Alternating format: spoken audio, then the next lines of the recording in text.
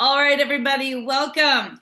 Day 5 of TDOC, the 12 Days of Community. Thank you so much to everybody who has been joining us live every night. And for those of you that have been watching the recording, I feel like it's been a couple of times in which I have not mentioned where this all started from, but 4 years ago, I had the idea to try to do something to continue to build our community and to some small degree, try to compete with all of those people that are so organized and put together all of these advents for our knitters, crocheters, fiber enthusiasts throughout the holidays. And I thought, well, I want to do something.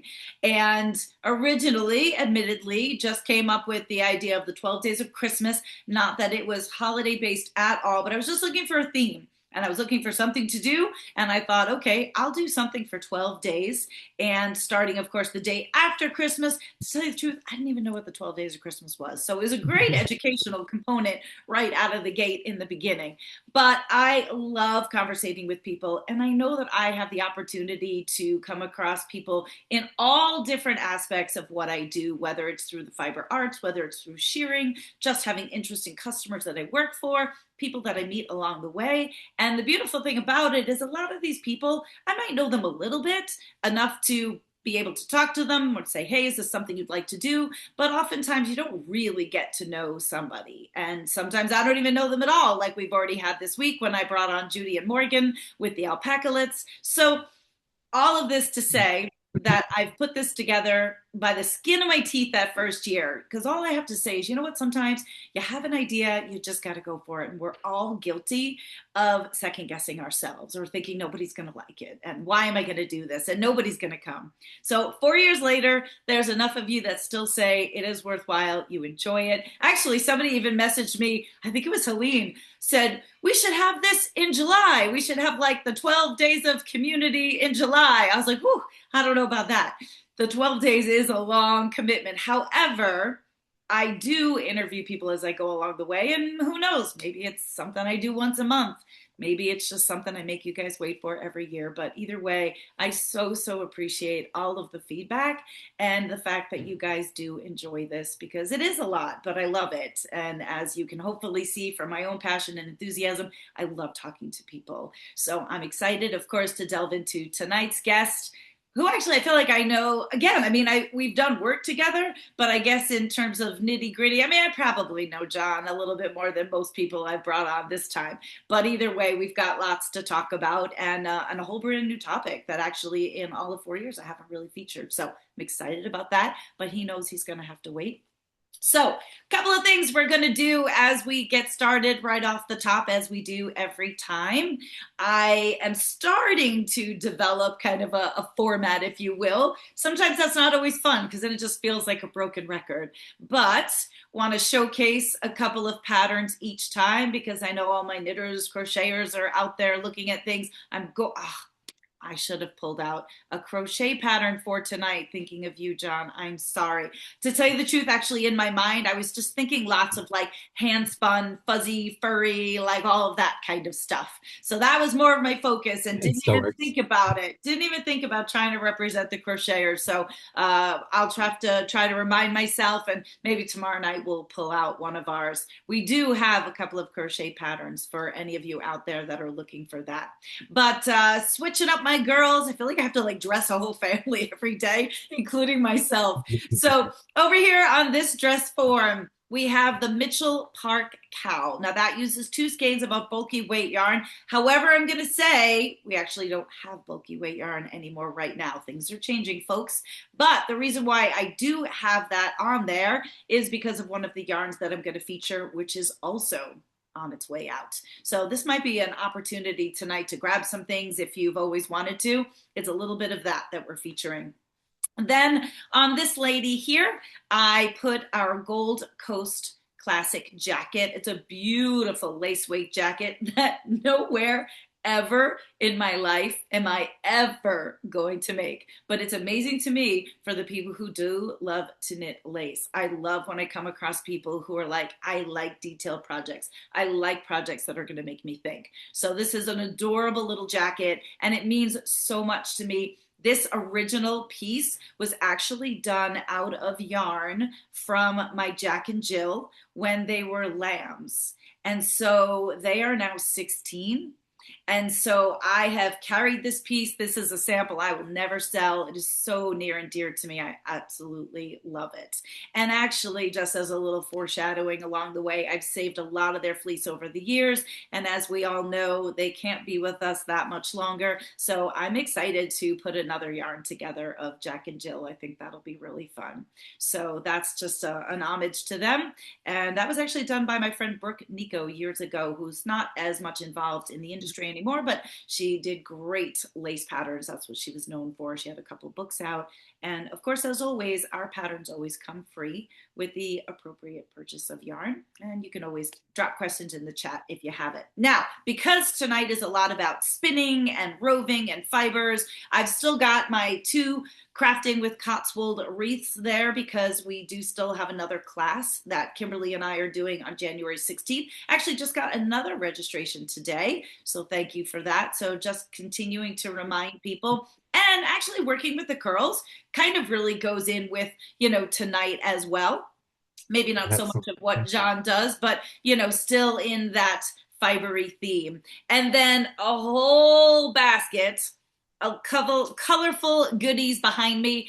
That is our colored roving that we do have online. Now, I can't take any credit for that, but back in the day when I was looking for small amounts of colored roving, I felt like it was almost impossible. And so what I decided to do is just buy bulk quantity from an outside company and then break them apart into little 1 ounce balls so that way people don't have to make such a large commitment. The other thing I always used to find about like roving kits, colored roving kits, was that you were like committed to then buying a certain kit that always had 1 color in there that you never were going to use in your entire life. And then you were just like stuck with it. So that's, I think, what's great about what we offer. And I couldn't even tell you how many colors we have. Is well over like probably 15 on there. So just a little fun and wow, a little color to the set. So those are our patterns, because I'm actually not wearing a pattern. So those are our patterns that we are featuring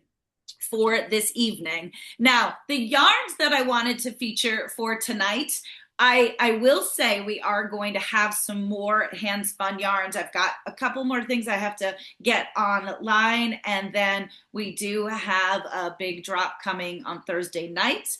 But the ones that I'm featuring are actually like the last of, so I thought that might be interesting. And the other thing is, so around my neck is a really beautiful, it's the last one, my friend Bryce from Spinaway Farms.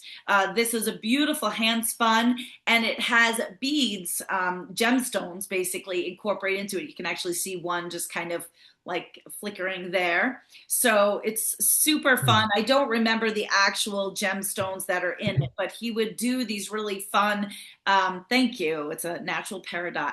That's my birthstone.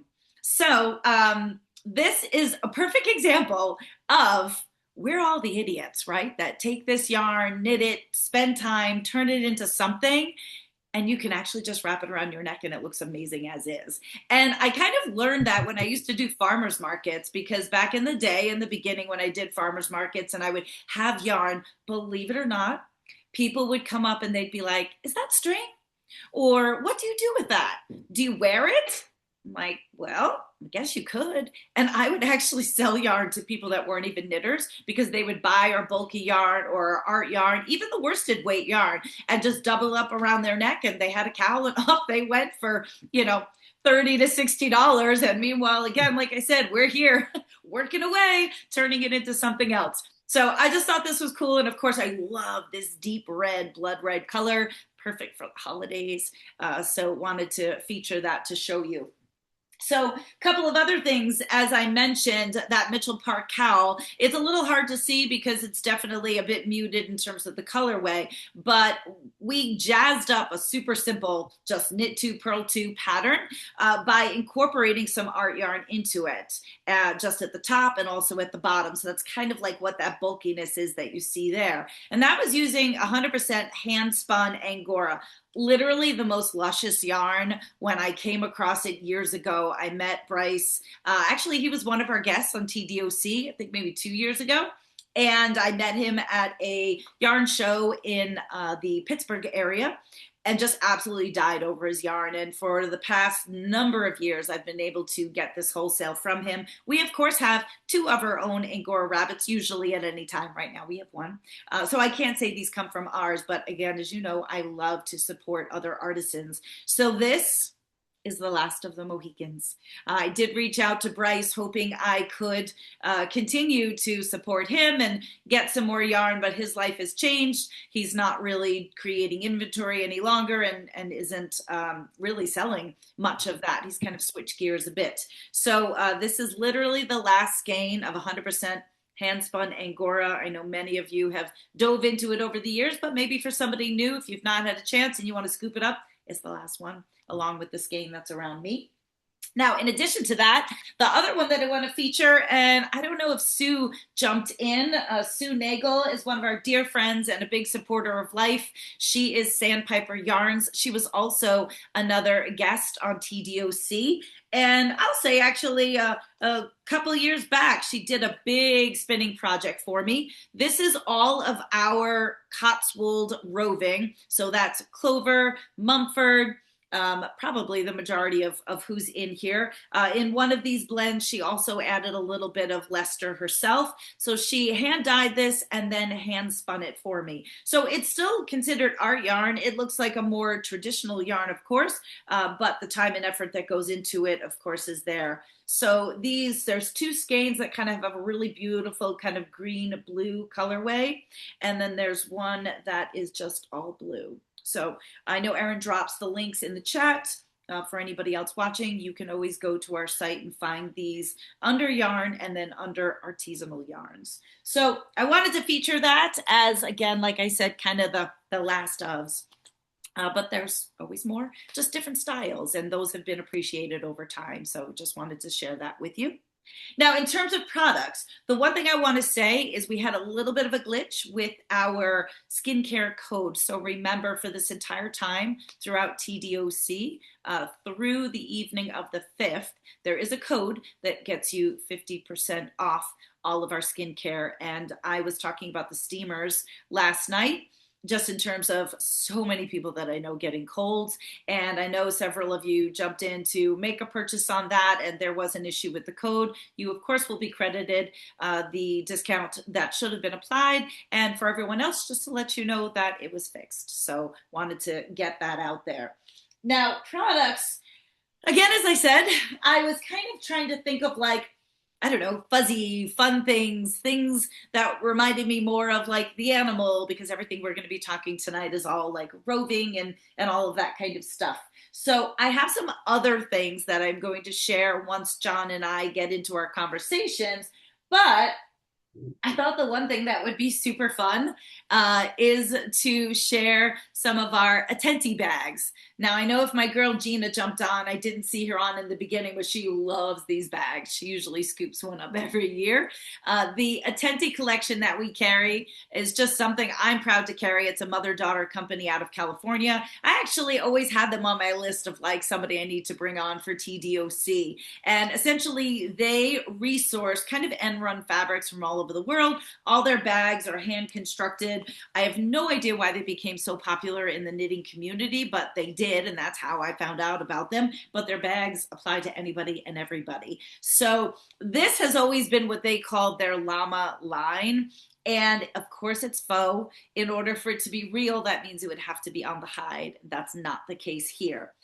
These are their hand clutches, their wrist clutches. So they do have little wrist handles on either side. These are the smaller ones that we carry. Now, I will say this is referred to as pearl. It's a gray, and these are no longer. So whatever I have in stock, they can't get actually many of the fabrics anymore. So all that's left, or a new one that they found, is this beautiful chocolate brown. Beautiful, rich brown. We know how we feel about brown. We love brown people.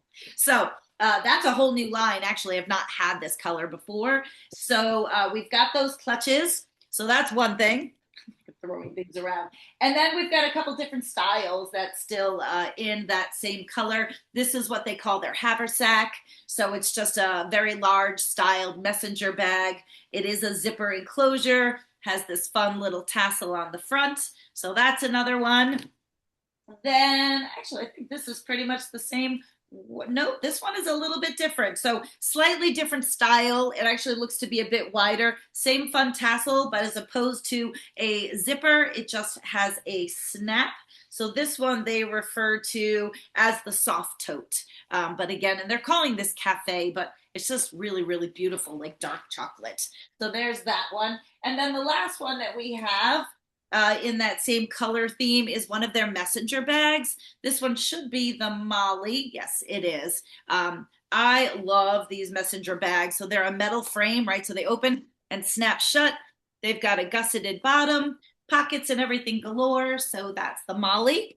And then the two white ones we have. So sticking with the same llama fiber theme, this is their large, like, look, it's the whole screen. This is their large one that they call the overnighter. So it's trimmed out in kind of a southwestern print, of course, with the llama. It's a very large open inside bag. I mean, you certainly could use it as, you know, a handbag throughout the day, but I think this is definitely more like a great knitting bag, overnight bag. That's why they call it the overnighter. So that is one of the bigger pieces that we've got. And then the last one, which I have to call this the Levi bag. That, of course, is not its name. But one of my friends that I did the boxing charity with, she has a poodle that's this color and these curls. And like literally this is Levi. So it's what it makes me think about all the time. And it's like they call it like a curly cute. And it's so soft and it's so fun. So this one is again, another soft tote style. It's got the snap enclosure, not a zipper enclosure. So those are the ones that we've got left because they're always super popular, especially at Rhinebeck and fiber festivals when people see them in person. So just wanted to share that with you in case you're still looking to treat yourself. And, you know, they are a higher end bag, but just think of all the tickets towards the keepsake basket that will be. Yeah, so I think those are all my products that I wanted to share with you. A couple of other things are going to roll in as we start to talk. Now, with regards to, I don't know, should I do recipe share or the keepsake basket? I'm not really sure which one I want to do first. But both of them then have other things to tie into it. So let's do the recipe share for tonight. So I started to reach out to friends, like people that I'm going to have on that I know well enough to be like, hey, do you want to contribute? Is there something you love to have? Is there like a family tradition?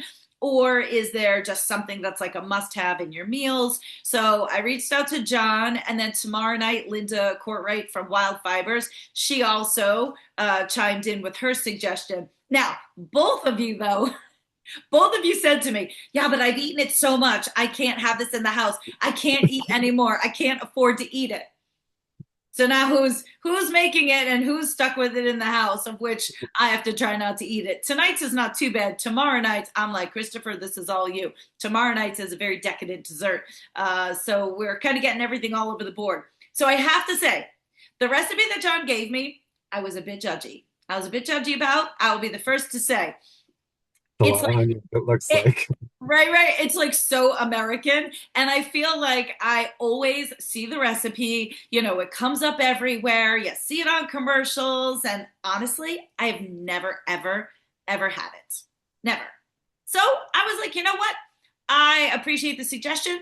I'm going to try it for the first time. So I'm curious to see in the chats how many of you make or have had what I feel like is the quintessential green bean casserole. It seems to be very popular. I have just, Patty's raising her hand. So I have just never, ever had it. So Erin has dropped the recipe in the chat. And I think the reason why I was a bit judgy about it is because I do try. So Alice says her sister makes it every year. I do try to eat like as healthy as I can. I mean, of course, we can, you know, let those things go for the holidays. And I have to say, really, it's super simple. and there's really nothing terrible in it. I mean, of course, it's a, can of condensed mushroom soup, which I will say when I was younger and we would have like a lot of canned soup and things like that, I might have been known to just eat it like that out of the can, like without even adding water, Like milk, or adding anything. extra. Yeah, like I don't know. Am I the only one that would do that? I thought it's great. It was always like any of the cream Just a chicken. little thicker, that's all. Yeah, exactly. Exactly. All right. Thank you, Erin. So that's all it is. Now, the one thing I maybe would have done is maybe instead of using whole milk, I would have maybe tried to use like a skim milk or 1 or 2%. But I didn't want to screw up the recipe because obviously milk is a bit thicker. I don't know. Have you ever It's so modified it? little of it, you could use either. I actually use lactose-free milk and I use Oh, 2% okay. lactose-free. So, Yeah, I wasn't sure. And then, of course, I would be like, okay, maybe could I substitute Greek yogurt instead of the milk, but I don't know how that cooks. So, I mean, that's something that like I would play around with just to, I'm always trying to increase my protein and, make things a little healthier. And then and that's all it is. Like I was amazed. I was also amazed there's 5 cans of green beans. I was like, really? So I kind of did a mix of like some that were regular, one that was unsalted, some that was low sodium. I mean, I don't really care, but I knew that there was gonna, be the extra salt from the crispy fried onions, right? yeah, it doesn't need any seasoning. Yeah, exactly. I keep wanting to call them like onion rings. So, of course, the only thing I'm going to say, that's the part I was like, oh, really? Okay. Well, you kind of have to. I did. The recipe called for 2 containers. I can't even imagine 2 containers. I'm sure it's completely decadent, but I only did one. So I did cut back on that a little bit to make me maybe like make me feel a little bit better about it. So the only thing, guys, is I usually try to like taste things for the first time with you, but I was so hungry. I told John I already ate like one bowl of this, like as we were getting ready to go on, and then I had to run back in to fill it up because obviously it wouldn't look too appealing to try to show you a partially, empty bowl. So I have to say, it's not bad at all. Like I mean, I don't know that I would eat it regularly, but I think it was just I was so judgy of it because it's just so like, I don't know, typical. Yeah, we pretty much have it every Thanksgiving, Christmas, and then sometimes for like Easter. Yeah, no, I really honestly love it. And I definitely see why you also want it to like cool down a little bit and then it thickens up a bit. Because at first, if you could have seen me shoveling this into my face while it was still hot because I was so hungry, it was embarrassing. It was absolutely embarrassing. Absolutely. But of course, I did not get that on recording. So it was that good. It was that good. I really appreciated it. And I feel like true to form, I always take a little bite. Mm. But that's why I ate a whole bowl beforehand because I knew I was going to want to eat more and I can't eat more on camera. So, And I think the best part about the recipe is being that it's such an easy recipe, you can really tweak it however you want. Like you said, you can do less onions, you could do more onions, you could do half the recipe, only do a little bit of green beans. If you find it's too much green beans, do one less can. yeah. So you can really kind of make it your own. No, I mean, and I've seen a couple different like variations of it and stuff Oh like yeah. that. So, well, people are certainly chiming in saying that they make it. Oh, okay, yeah, and obviously Yeah. to use like fresh string beans, yeah, I would imagine that would Yeah. also really give it like a good snap. I definitely just, cheated and just got the cans, but it like gets put together so quick. And yeah, I mean, so it was super easy, and it really is great. So I'm glad to see people are chiming in. Now, the one thing I will say is if there's anybody that has never made it before, let us know in the chat and then let me know if you give it a try because that's what this is all about. So I definitely recommend it for sure. Not a weekly eat, but I recommend it for sure. So that's our recipe share for tonight. Like I said, tomorrow night is a dessert. And I've got some other fun ones coming down. I will tell you as a little foreshadowing, I have a contribution of a dog cookie recipe. which is super cute. So, and it's pumpkin flavored. So that got dropped off to me today. I've got the recipe, so I'm excited about that. But then, gee, I hate it. Well, you know what? We're all honest, right? Everybody's got their opinions for sure. So Okay. I'm trying to keep it, all over the place and just trying to put some things out there to give everybody a chance to try something new. So with that, it's going to tie in. I want to just remind you guys about the keepsake basket, and I want to give credit to John right off the top so I don't forget to let you know about his contribution to the keepsake basket. So, of course, a lot of what we're going to be talking about tonight, John has generously donated for. Are they 1 ounce? One. Yeah. Okay, so that's right. For 4 1 ounce bumps, as I'll call them, of a blend of merino, firestar, and mulberry silk. So it actually, I feel like, is kind of appropriate for the holidays. It feels very Christmassy. I am sure it's going to be impossible for you to be able to pick up, but yeah, if you can see it a little It bit, reminds me of there's a icicle. little bit of shimmer to it because there's that icicle. And then, of course, the silk is also going to give it a little bit of that kind of shine or feel. So there are 4 bumps, so a total of 4 ounces. Now, if you're a spinner, I always feel like 4 ounces is absolutely the minimum that you want to dive into if you're looking to be able to make a project. On the other hand, I thought appropriately, if somebody should win the basket, you get the roving, you're like, what do I do with that? Or maybe after tonight's talk, you kind of get inspired about wanting to get your hands on some roving.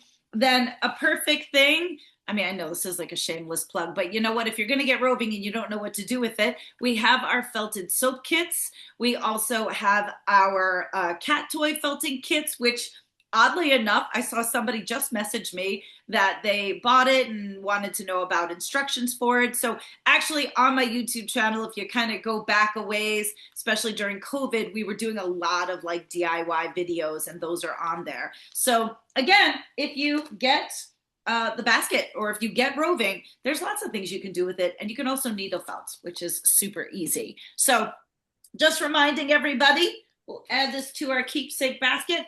And our basket is already, just after 5 days, getting big and getting full. So quick reminders of course, the Crafting with Cotswold class.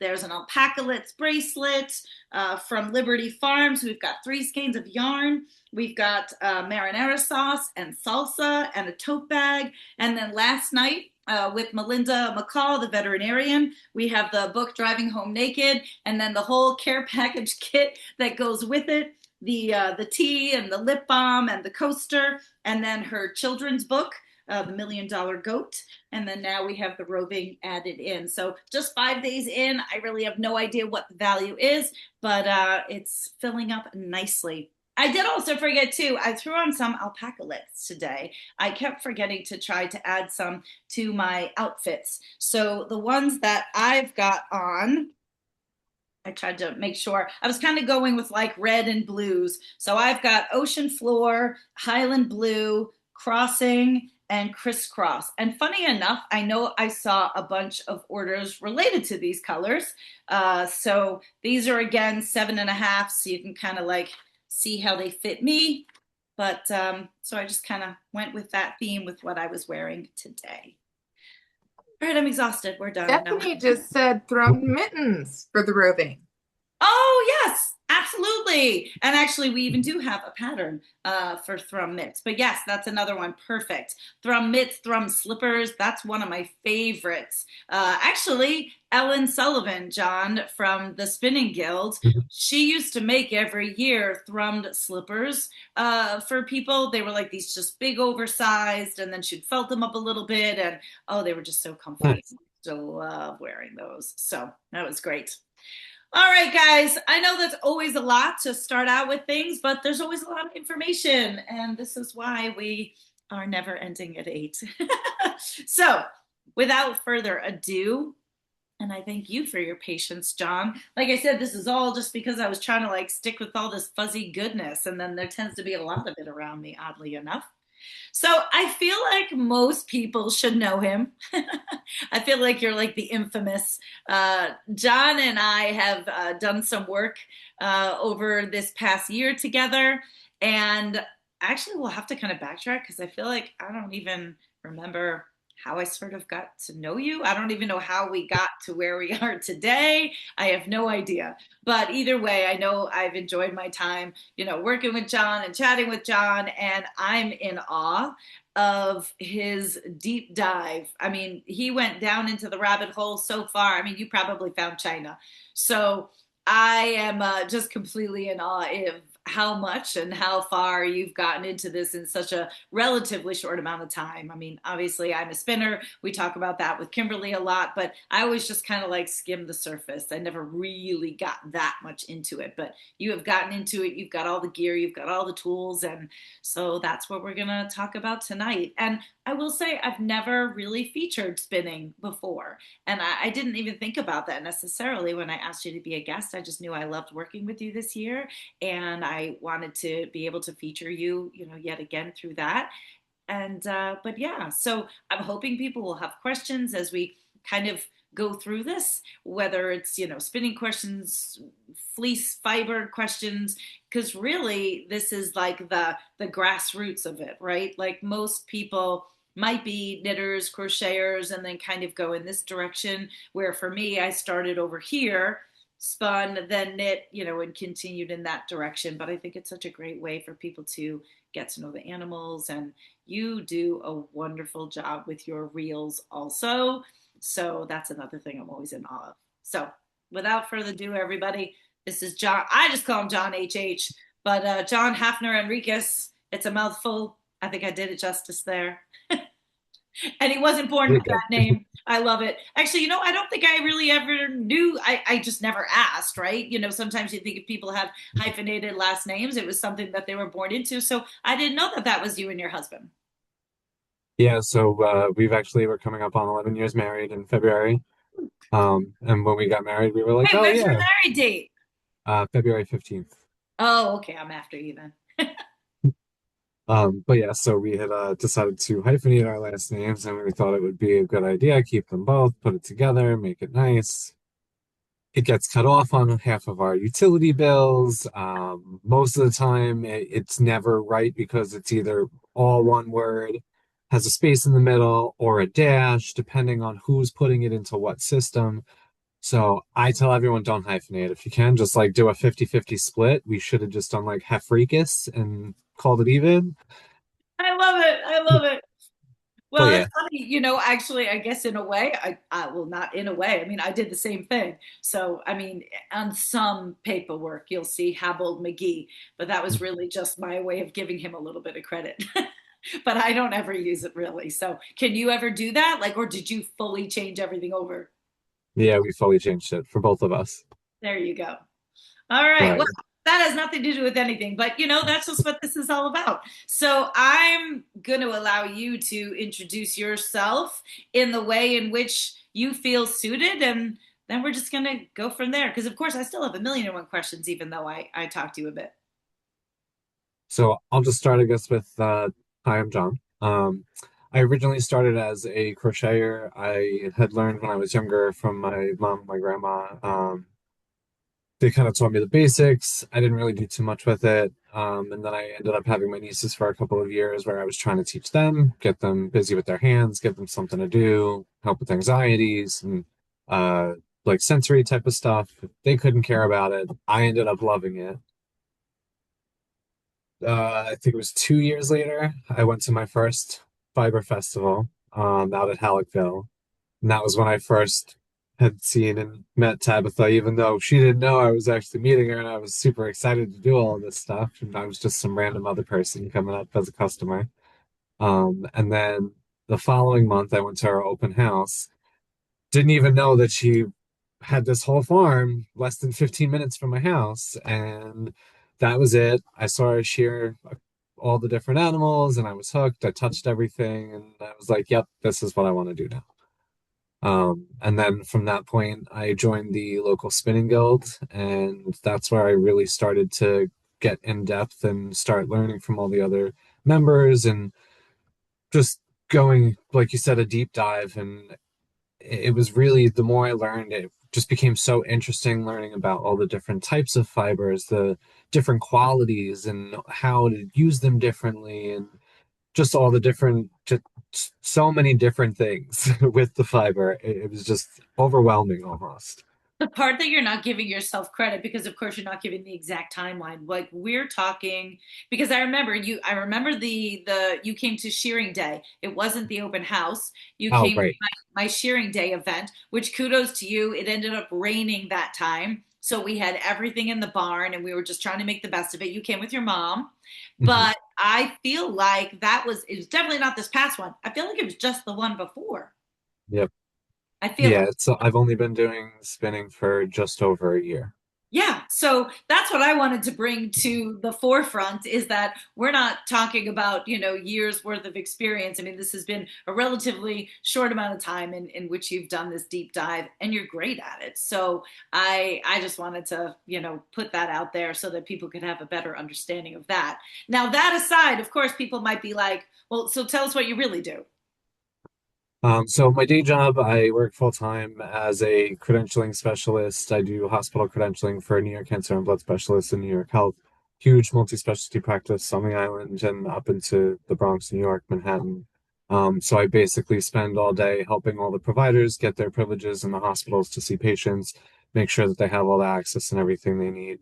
So that's my, if you want to call it 9 to 5, it's not 9 to 5 It's at not all. 9 to 5. I Uh, mean, this man does not sleep because it's not a 9 to 5 job. I know that for sure. I will say I am lucky because I have the flexibility with it, being that the providers are busy during the day. I get them early in the morning, late at night from like 6, 7 a.m. till about 8, 9 a.m. And then again in the evening from like 6 p.m. till anywhere from 10 to midnight. So I don't really go into the office for much except for maybe a few hours a day, being that I'm working remotely, trying to get them on the off hours when they do have time. And I Um, know Eva, who commented, she's actually a nurse practitioner, so she's kind of like in the field.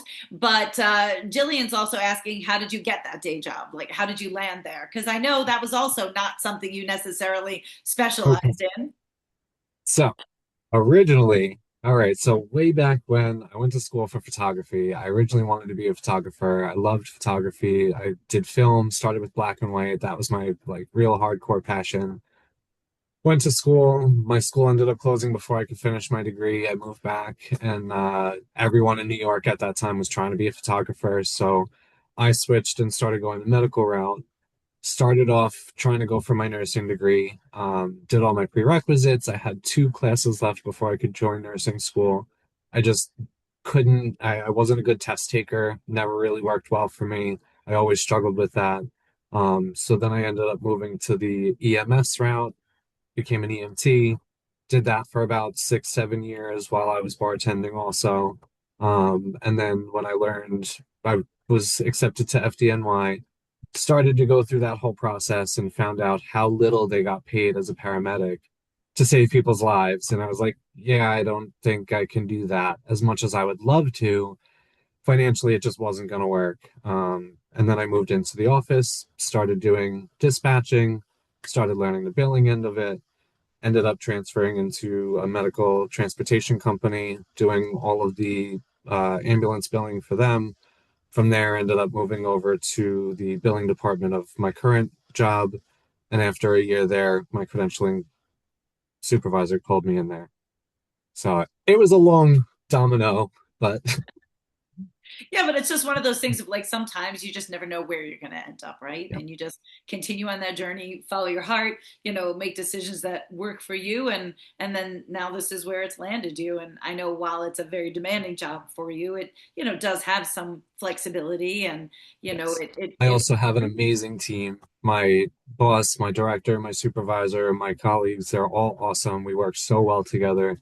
It's the first job I've been at for more than 2 to 3 years in one shot. Most of the time, I would get like stagnant. Things just weren't really working, or I wasn't able to move up any farther, or I just kind of got stuck and then I would move on. But I've been here just over 8 years now and it's been great. I love it. So interestingly enough, like your background and maybe wanting to be a photographer, like do you feel so obviously crochet came first. So where did you learn how to crochet or why did you learn how to crochet? Was that specifically when you had your nieces or were you doing that before? Yeah, I only learned the basics when I was younger. I didn't really do too much with it. And then when I had my nieces, like I said, I was trying to get them to do something. They came from a rough childhood, so I was trying to just get them to have something that would help with the stress and anxiety and just get them to forget about what was up in their head and just worry about what was in front of them and the counting and keeping track of stitches and worrying about their tension and the motions.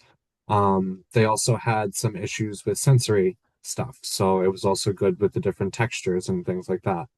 But they didn't really care for it. They would kind of start off, they'd do a few stitches and they'd kind of be like, okay, what's next? They didn't really have that instant gratification, which was hard. Um, so then I kind of really enjoyed it. I just kept going with it, kept trying to get them to do it. Um, the first full thing that I made after learning and teaching myself again with like doing blankets.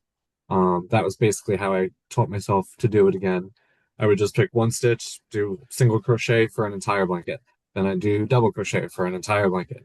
Then half double crochet for an entire blanket. And that's pretty much how I would master my attention, make sure that I was doing the stitches correctly, counting correctly. I was really learning the structure of the stitches and I'm just super analytical in general. So for me, I get really technical with it. And No. for a lot of people, they don't really enjoy that part of it. Where for me, I'm like, oh, I can tell by looking at certain stitches, I can tell what kind of a stitch it is for certain things.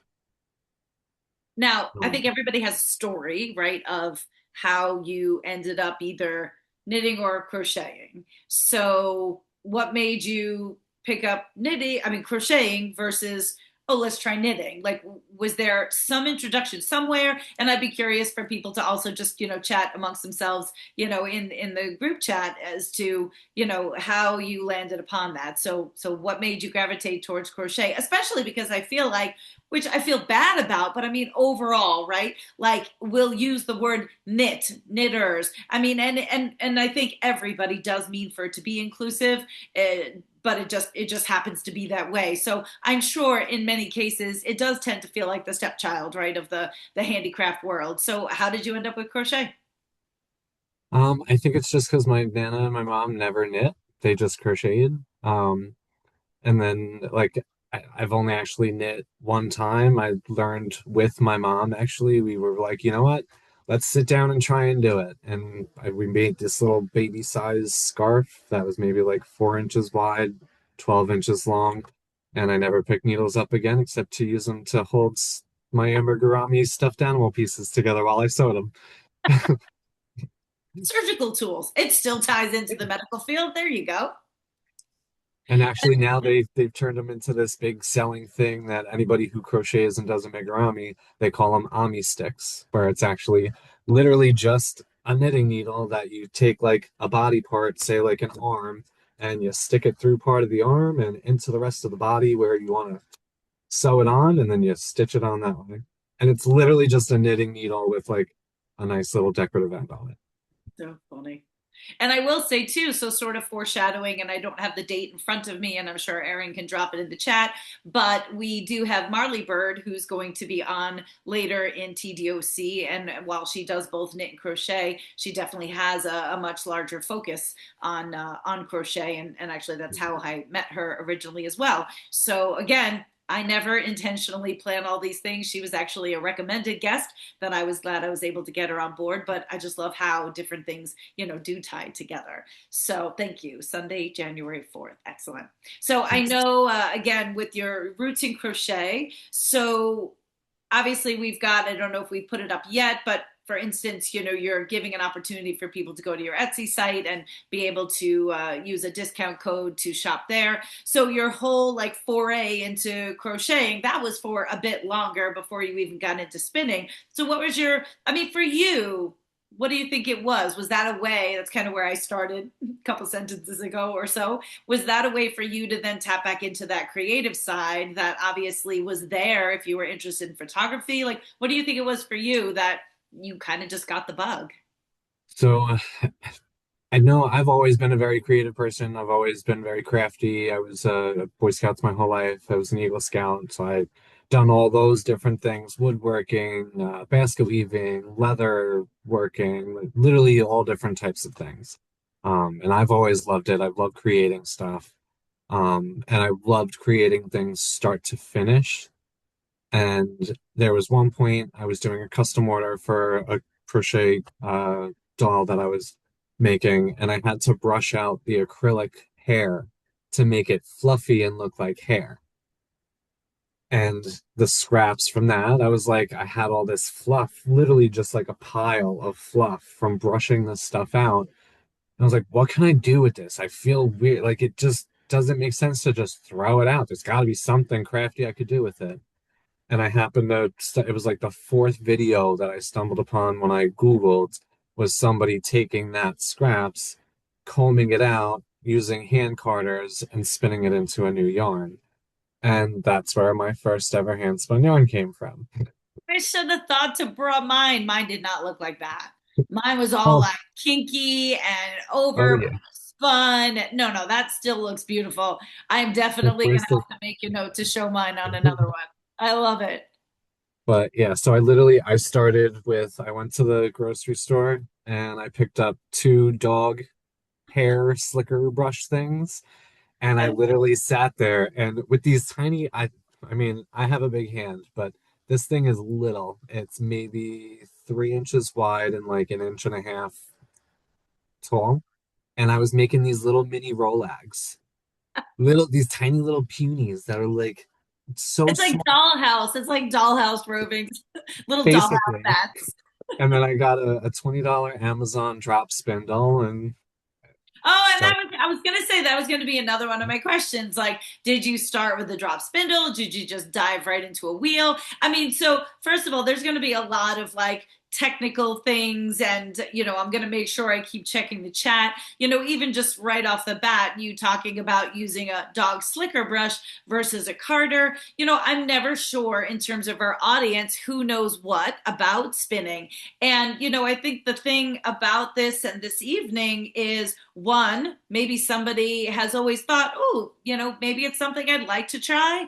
And maybe this might be the incentive that you need. On the other hand, even if you know you are never going to try spinning, it is still an appreciation for the amount of time and effort that goes into it and into the craft. So whether you are purchasing hand spun yarn, having a better appreciation, or just an appreciation for the process, because really this is where it all started, before there were machines making all of this happen. So I mean, I don't know where the process is to start, but of course everybody should know if you're using an animal-based fiber, or if you're using a plant fiber, you're harvesting the fiber first.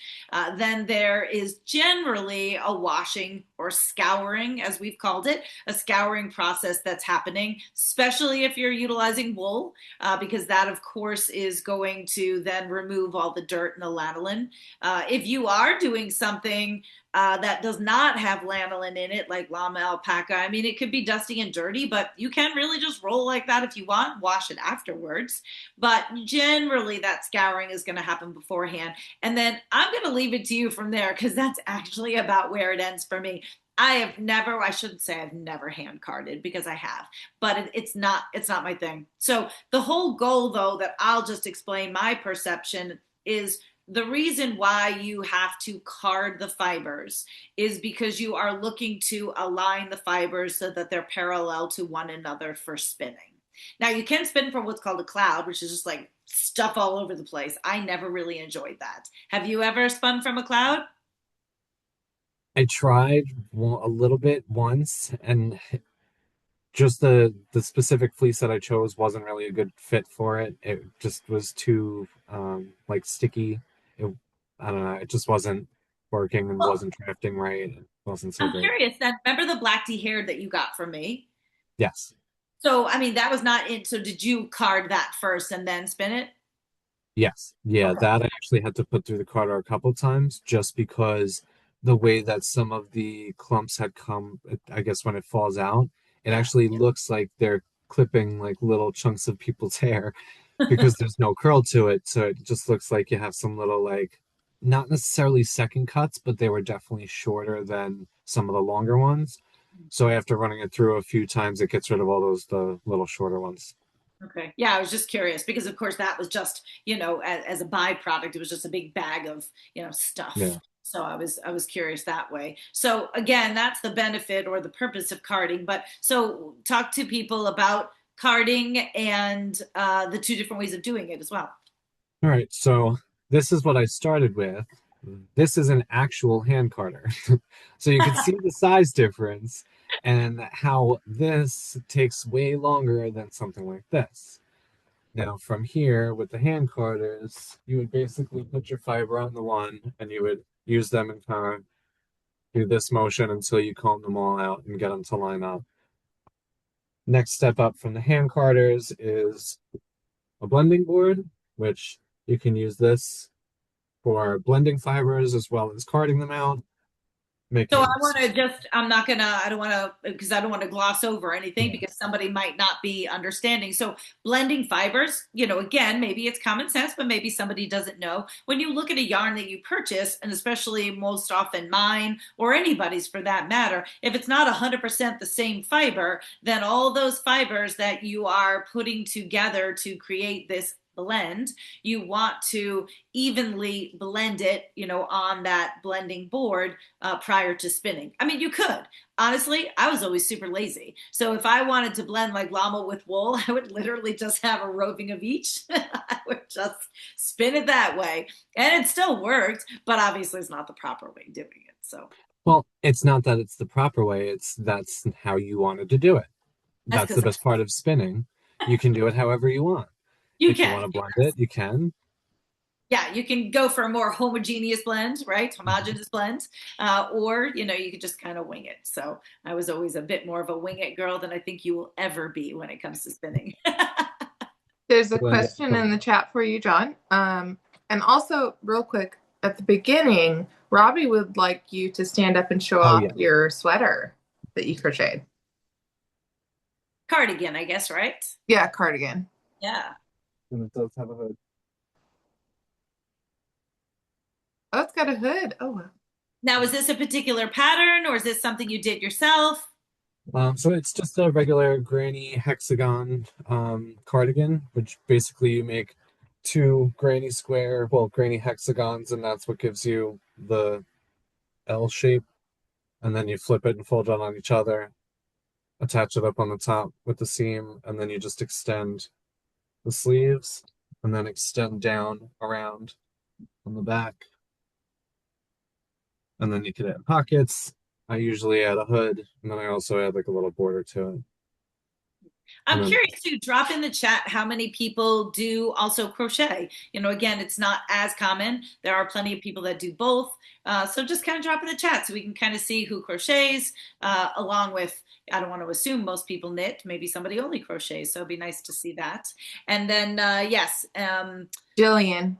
yeah, Jillian was asking, how long does it take to card, spin, the fleece? Okay, so remember when you did that whole project of Juno, right? Wasn't Juno who you turned into a sweater? I didn't actually make a sweater yet. Oh, okay. So there we go. That's how long it takes. But Yeah, I mean, did Juno, you? I did that whole fleece. That this whole and this Oh, actually isn't even all of it. I still have a tiny little three bumps left that I didn't spin. so, for anybody who is not familiar with what she's asking about, John knows he can always come and deep dive into my stash, which is great. I mean, I find great joy in actually being able to sell fleeces, and I really need to do more of it. I said that to John. I really need A to whole bunch in develop here. that community more. So anyway, in one of the instances, some of you might be familiar with the Nola Nora yarn that comes out of North Carolina. It's a Shetland two sisters, and we've done some yarn with it. And then Juno was a fleece that I had that was in that same category. I was able to get a bunch of fleeces from the people that I share for that had them. So John scooped one of them up, and that was a big project of working through that. So I mean, did you I feel like you would. Did you keep track of hours? Of course he did. So it's funny because Juno was by far the largest fleece that I had worked at all. Altogether, starting, it was almost 9 pounds.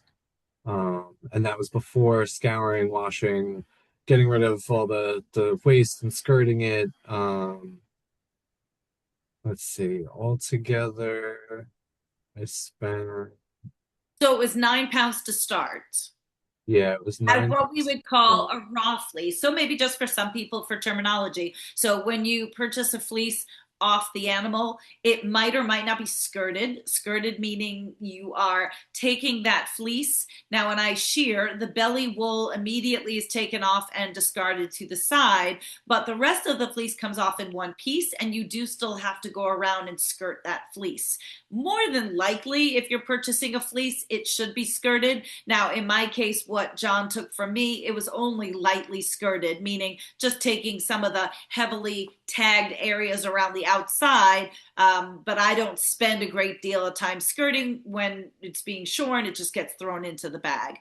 So those are just some words to start to familiarize yourself with. And so then raw means it still has the lanolin in it. It's not been cleaned or scoured. And that's why it's referred to, as the fleece. It's wool, but once it comes off the animal, it's a fleece. Yeah, so this one altogether was about 113 hours processing and then spinning it into this. And yet, though, you still have more to spin.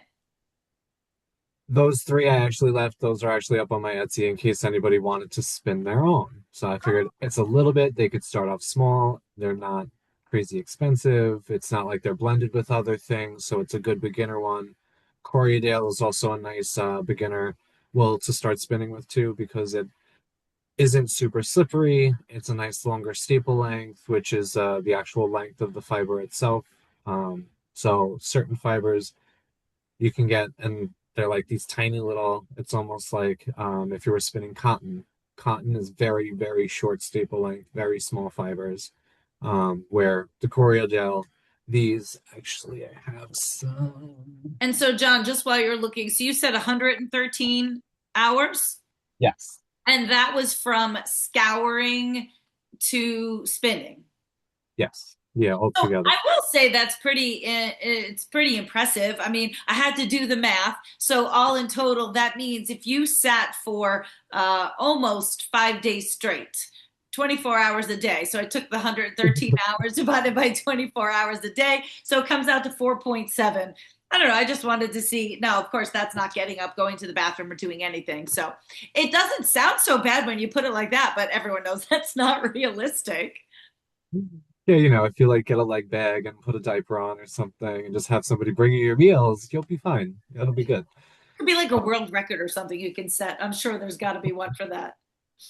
So we've But got a few more questions for you. Jillian asked two questions. Did you get enough yarn to make the sweater someday? And then also, why is the belly fleece put to the side and not attached or included with the rest? All right, so you answer your yardage. I'll answer the other part as the shearer. so for this one, um, I have to admit, halfway through, I ended up having another project to work on, and I forgot the weight that I was originally spinning, and I started spinning thinner. So half of it's like a bulky weight, the other half is like a DK Sport weight. So I would have to try and figure out how to blend them to make one full sweater. Um, but All in total, so, what's the approximate yardage there? Do you know? uh, oh, did I not write that? Hold on. I could figure that out by the end of the Yeah, I was going to say, why don't you figure that out? And then I'll go ahead and answer the lesson. question with regards to the belly fleece. So, obviously, as the shearer, so the belly fleece, you have to imagine is what the animal is sitting on all of the time. And so, before you delve into the rest of the body, which is a set pattern that actually allows you to unzip that fleece and keep it all in one piece, you're going to take off that belly fleece. It's shorter, it's coarser, it's generally, I don't want to say matted, but again, it's what they primarily lay on the entire time. So there is nothing of that in which you're going to want to include. So it's just part of the skirting. There's still going to be other parts of the fleece after you shear that you are going to skirt. Again, around the outsides of where the leg areas are, that's often called breech wool. So the characteristics of the fleece will change from kind of the barrel or the middle section, which is the finest. And then as you move over the hind end and down the legs, you're going to change into breech wool. You're going to get a little bit of that as well around the front legs. Oftentimes up the back of the neck, depending on how the animals are fed or maintained, that can often be heavily full of VM or vegetable matter. So oftentimes you are skirting that out as well, because that's like having all those little tiny pieces that no matter what you do, they're not going to shake out, they're probably not going to wash out, and so it's just not worth trying to process that. So all of that to say, now that's the stuff that can all be put into another bag. I didn't bring it with me, but then that's what now can be turned into wool pellets. And that's a soil amendment where we're taking all of those scraps, if you will, that otherwise used to just be thrown out. And now they're compacted and chopped up into little pelletized form and then added to soil. So it's a soil amendment, has lots of great properties. We do have those on our site. And I'm actually hoping to be able to do my own. I actually have bags and bags and bags up stored away to be able to take to a woman. There's not many people that do it, but there is a woman in upstate New York. Got to put her as a guest for TDOC next year. So I'm hoping to be able to then have our own, life soil amendment pellets. So yeah, that's just another part of it. So did you figure out your yardage? Yeah, so for the DK Sport, it was 12, just under 1,200 yards total, and then the other half was actually an Aaron worsted weight, and that was about 550 yards. Yeah, so you figure probably, I mean, with the DK, definitely full sweater size in itself. And then, the I was Aaron gonna might be say, a is little that shy. enough? Oh, yeah. You said like Okay. 1,200 yards? Yeah, Yeah. okay. Because I've never actually made a sweater crocheting other than like a Well, I crocheting type forgot. of thing. Crochet does eat up a bit more yarn. So it might be a little bit close, but you should be able to. Okay. Yeah, because that's the other thing that I have learned is crochet definitely uses more yarn than knitting, so I always have to watch for that. Yeah. No, And sorry, Justine also asked, is any of the roving that John spun for sale on your website, Tabitha? And what was this special project for? so John has his, wait, do you have yarn on your Etsy site? I don't have any of the yarn from our project. I have some No, of but and some of the your rope. own. Um, Because I wasn't sure if you had yarn or if you just had roving. I have Nola and Nora. In roving. Yes. Okay. Yeah, so that's the project that we had been the life of shearing is what we had called it, and it was kind of a spin off of another year-long collaboration that I did with another friend in terms of dyeing yarns throughout the year, and we did a lot with that. So Nola and Nora was a little project that we had one part of the project that we had done. And so John's got the roving, which is amazing. And he's got that on his site, and he's given you guys a coupon code to be able to utilize. So actually, yes, I do. And that was one of the things we actually, when we did it together, it was like a whole kit. So there was always like a little goodie that went with it, and there was a whole story, and there was pictures, and there was all sorts of stuff that kind of made it super fun. And so all of it had sold, with the exception of two. So we kind of broke those kits apart. But I actually did want to make an offer, and I told John ahead of time. I did not have time to put it on the website, and quite frankly, for these two little bundles, I knew I would just be able to share it. If somebody wants it, you could just drop your name in the chat. But essentially, the whole fun thing about this particular piece that we did for the Life of Shearing was I already had Nola and Nora in mill spun yarn. Then John did it in his hand spun yarn. And then we had an additional skein that was a commercial yarn that had been hand dyed by Nola and Nora's. I'm trying to. Yeah. Yeah, I guess it would have been, yeah, because Jan is the mom and then her daughter is an indie dyer. So, yeah, I guess would that be like their aunts? Cousin? It was all like family related. And then so it was just kind of really fun. So it was packaged that way.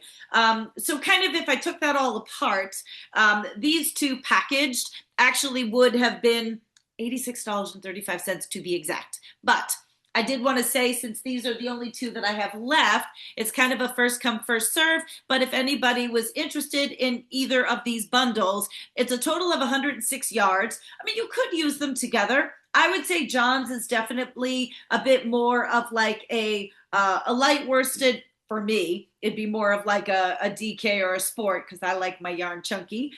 Whereas technically, actually, the Nola Nora, the commercials, the mill spun, if you will, that is, you know, more of a true sport. So they could still work up together or just having fun having the comparison. So I do have two bundles left. So I was happy to offer them to any of our TDOC people for $60. If anybody is interested, you could just drop your name in the chat. You know, first two people that would like to grab it, I could reach out to you and we can take care of payment since it's not on the website. And that would still be 6 tickets towards your keepsake basket also. So these two little bundles, they total 106 yards. And they're in the natural color. So and we had all sorts of pictures of Nola and Nora, and I can certainly you know, share those with people. But it was really fun. So these are two cute little ones that are left. And Sue Nagel would like to know, John, do you blend your roving specifically for how it will look crocheted, or do you recommend it for knitting as well? So the roving and the fiber bats that I blend myself, that it's not necessarily geared towards anything specific other than whatever color scheme I'm going for. So like let's see. I'll skip And while for you're like grabbing that, I will say too, you know, that was one of the other things. I mean, as a newer spinner, I mean, look, and not everybody wants to go for consistency, right? Like art yarn is one thing in itself. But I mean, I was, you know, absolutely impressed. I mean, other than aside from the fact that they're like a little bit different in terms of weight, you know, to see the consistency between, you know, John's hand spun and then the mill spun, he really does a beautiful job. So it was just a really fun project to be able to see, you know, the difference of hand spun and mill spun and how those all work together. And John, while you're looking, what kind of a wheel do you use? so I this year I bought my first wheel. This is a Nagy wheel, Nagy. It's from New Zealand. So this one, I love it. It's gorgeous. I got really lucky with this wheel. And that's the brand It's name? yeah. So Nagy was the gentleman who actually produced them over in New Zealand, and this is one of the original ones. I can tell only because of the style of the legs on the bottom. It doesn't have the plaque. That's the only piece it's missing. So I don't know exactly what year it came from, but it was definitely somewhere in the 60s, early 70s. And is that the first wheel that you got that you learned on? No, so I actually, Or with the you guild, started drop spindle, you said. yeah, so I started with the job spindle, and then when I started going to the spinning guild, they actually allow you to rent all different types of wheels. So I rented probably 6 different wheels just to try out different heights, different styles, different single treadle, which is the one pedal on the bottom, versus a double treadle, which is 2 pedals, and you have both feet going. I tried a single drive versus a double drive, which is the actual bands that go from the main wheel to the wheel that's spinning your yarn. All different stuff. Electric wheels. Um, I tried a couple different drop spindles. And Jillian's asking with the guild, Mhm. how long are you able to borrow them for? I mean, isn't it essentially as long as somebody else isn't, asking for it? Exactly, yeah. There are some of the wheels I think that are very similar. I think they have a couple of duplicates because they do get a lot of donations as different people in the areas. If they have family that pass away and nobody else in the family is a spinner, a lot of times they'll donate it so that it gets put to good use and doesn't just go sitting somewhere. And then, yeah, I was really excited when I found the wheel, um, especially because it's in such great condition. But once I had seen this one, after testing out all the different wheels, I learned because I'm taller, I want a wheel that's a little bit higher because otherwise I end up slouching over and I look like a gremlin. And then I end up having the back pain and the neck pain, and that was one of the main things. And then being that I have a smaller space to keep it in, I wanted one that had a smaller footprint. And this one happens to work out with just that, has a built-in spot to hold on to the extra bobbins, lazy Kate, as some people call it. So it was kind of all just built into one piece, and it was, like I said, in great condition. The wood's in beautiful condition. The actual wood that they used to make it was reclaimed wood from different buildings over in New Zealand that were knocked down. So it's a really good hardy wood that lasts forever, basically. So I again, I got really lucky. I love it. It's awesome. I But will then just that, share too, what I feel like I tell people is if it's something you think you want to get involved in, buying a wheel is like shopping for a car. I mean, there yes. are so many out there. There's so many different brand names. Then there's so many different models within each of the brand names, and everyone serves a different purpose. Everybody maybe has a different feel or a different liking to it. So you want to definitely try to explore all these options if you can. Now, of course, I'm not following that model. I learned on a Maja Craft Rose and then Mhm. just came home and bought it. I was like, I'm not, I'm not going to deviate at this point because in very similar fashion to you, John, like I sat at a conference one weekend, did not move from that spot until I figured out how to spin, and then just immediately came home and bought that wheel because I just didn't want to change any factors. I knew what I was doing at that point and just kind of went from there. And I did get lucky enough that I was taught on a wheel that I was able to, grow into and I was happy Yeah. with. But I suggest to people, right, like go to a fiber festival. Rhinebeck is a perfect one to be able to walk around and check out different wheels and get information and try them. And then also just as a PSA, wherever you live, I would so hope that there's some type of a spinning guild that you can tap into, even if you have to drive a little bit to get to it, because you're already hearing the benefits of the guild that John's part of, which I just want to say too, that's where I got my start. Way, way, way, way before John even came into the picture. And I will just share this was back when I was in my 20s, still late 20s. Because once I started working for a cooperative extension, it was in 1995. And then I very quickly, got into the llamas and then very quickly learned how to spin. And I remember thinking, all right, I want to go to this guild meeting. And I'm like, again, not even late 20s. And yeah, couldn't even been late 20s. So I thought, I'm going to go. And I was all prepared for it to just be like a bunch of marms, old ladies sitting around. That was the image I had in my head, which was awful. But I just thought, I'm going to still go because I want to learn more about this and I want to get involved. And again, of course, I'm glad I was proved wrong. I mean, I met one of like my best friends that, I've kept in touch with. She designed for me. We worked for me for a little bit. I mean, she's now relocated. We're still in touch, but it was such a wide variety of people. Now, I will say Yeah. I was probably still the youngest, but it wasn't what I thought, right? And that's the same thing people think about knitting. They all think we're just a bunch of old people knitting, crocheting, sitting Yep. around. So I mean, it's amazing that the guild is still there, and I'm sure all of you in different areas can find something to tap into because it's an amazing resource that should be there to teach you.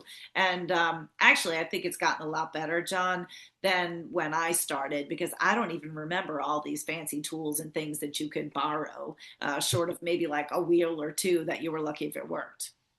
And Yeah. Jillian would like to know, John, did the guild help you get your wheel or did you do that on your own? So with the guild, anytime there's somebody who's a member, or if one of the board members finds out about a wheel that's available or for sale or something, or looking to be rehomed, they usually send out an email blast to all the members in the guild. That's actually how I found out about this one. And the person who had this wheel, they were a past member of the guild, who inherited the wheel from a family member. They already had two of their own wheels. And that's when they were like, okay, well, let's see if anybody is interested. And as soon as I saw it, I was like, yep, sign me up. Let me come see it. And just because from the pictures, I could tell it, like I said, it had a smaller footprint. It was a little bit taller. It was in really nice condition from what I could see. And the price was really great. And just happened to work out perfect. Then, like I said, I love it. And What do you for think me, it is? Or go ahead. I'm sorry. I was just gonna say, so when I was trying out the different wheels from the spinning guild, especially because of the fact that I'm taller, that's one thing, and my positioning that really got me to pick different wheels. When I started with the original Ashford traditional, the way that I had to sit on kind of an angle for me specifically, I have some mild lower back issues from prior accidents, that specific position wasn't working well for me. So then I tried a different one. I tried the Lendrum. I noticed that that one specifically, to see part of the front of the bobbin where my yarn was winding onto, I constantly had to lean forward. And so like just having to do that all the time was driving me nuts. This one is conveniently positioned slightly to the left where I can still see the entire bobbin and not have to lean and look all over and do this and bend and bob and all that. So it until you start actually doing it, you don't even realize the little things until you get into it. Yeah, that's a big thing too. Like I know with mine, I did not have to like as you're spinning. So the bobbin, right, is that big spool that's, collecting the yarn and you have to move it because like anything else, if you just keep spinning and spinning, it just piles on and like falls over. So for some wheels, they have little hooks, eye hooks on either side that you have to keep manually. There you go. So yours is like that, right? And Yeah. so meanwhile, mine has a little like a little squeezy. So it's not the one where it goes on its own, but mine is just a very easy like squeeze and move, kind of thing versus Yeah. having to take them off the flyer hooks. So, every little thing is different and people want to deal with different things just like everything else in life. So, yes, that's the guild that we're talking about, Laura. So it is still in existence. Now it does not meet in the Brush Barn anymore in Smithtown. Post COVID, lots of things happen. But if I remember, what library is it at? Sachem Library. There you go. So, and of Yeah, course, so that's we're over in specific Hilda. to our area. So I will definitely say, Laura, just because, of course, you know how to get a hold of me. If you have any questions or anybody else local, if you have any questions related to our guild, please feel free to reach out to myself or John, afterwards, just because we're going to keep it a little more general and informational since there's plenty of people that are watching us that are not from Long Island. But again, that's why I so encourage anybody to touch base in your area and find out what's available to you in that sense. So what I wanted to ask you, John, is so for you, like, what is it about spinning, do you think? Like, and I'm curious too, for instance, as methodical as you are, I'm curious if your spinning is like that. Like, do you get caught up in like gear ratios and, amounts of like treadles to, twists and things like that? Or do you just kind of go along and like let it speak to you? So overall, I guess those are two different questions, but I'm curious. So this actually kind of plays into the question from earlier that I was finding these for, about if I blend my roving specifically for crocheting or knitting. So when I'm blending the roving, I've been doing a lot of playing around with it and seeing how different blends, like this one, it's not so easy to see, but there's a lot of sari silk that's blended in here. Yeah, you can Just see it. seeing how it ends up spinning up and how you get the pops of the color depending on how many passes I put it through the drum carder, or if I just kind of do one thing, leave it really artsy looking, and then spin it up, as opposed to really blending it through and getting more of like a bluish gray overall yarn. Is your Um, drum carder handy to show? I know it's usually a bigger piece because we kind of stopped at the blending board, and then moving to the next step from the blending board would be this what's called drum carder. And that's pretty much the last step unless you're going to have your own mill. yeah, so this would be the drum carder. Sorry, I'm trying to move the laptop. Um, so you feed all the fiber in through this side. This reels it in as you're cranking. This one's a little bit older, so I kind of have to get it going. Hold on.